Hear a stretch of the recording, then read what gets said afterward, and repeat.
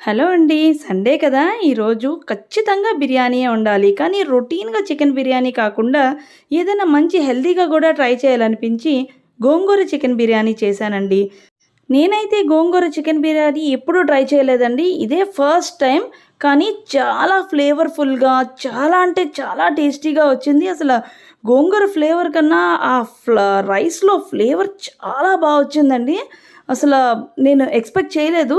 జనరల్‌గా ఆకులుగా వదిలేస్తారు గోంగూర చికెన్ బిర్యానీలో. కానీ నేనైతే ప్యూరీ చేసి యాడ్ చేశాననమాట.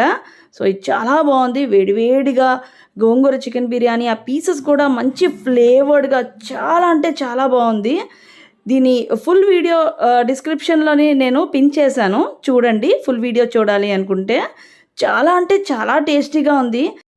మీలో ఎంతమందికి ఈ గోంగూర చికెన్ బిర్యానీ ఫ్లేవర్ అంటే ఇష్టమో కామెంట్ చేయండి.